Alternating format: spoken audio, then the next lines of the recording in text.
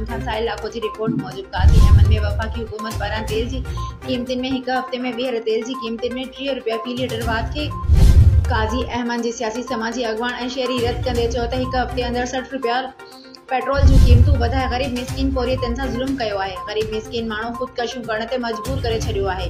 STV news सां मुख़्तलिफ़ सियासी समाजी अगवाननि ॻाल्हाईंदे चयो त रही पेट्रोल जूं कीमतूं वधाए इहो कमु कयो आहे। मुल्क सां जेके इमरान खान 2 ॾींहं पहिरियां ॻाल्हि कई त मुल्क जी मईशत जे हवाले सां त तव्हां महांगाई कयो पिया, मुल्क जी मईशत जो दीवालो निकिरण वारा मुल्क टुकड़ा थियण वारो आहे जंहिंखे ग़लति तरीक़े सां वरितो वियो।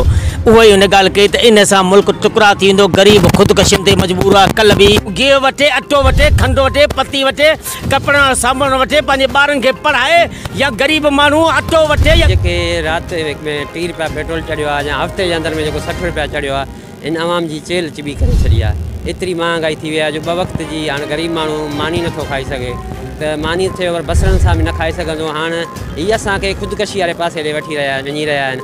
असां चीफ जस्टिस आर्मी खे अपील था कयूं त ख़ुदारा हिन ते कंट्रोल कयो। हीअ जेका PDM गवर्नमेंट आहे हीअ मुकमल नाकाम थी चुकी आहे। पेट्रोल चढ़ियो, इन खां अॻु में हिकु लॉन्ग मार्च निकिती, जेका ट्रैक्टर ट्राली लॉन्ग मार्च ऐं बिलाल लॉन्ग मार्च कढियो।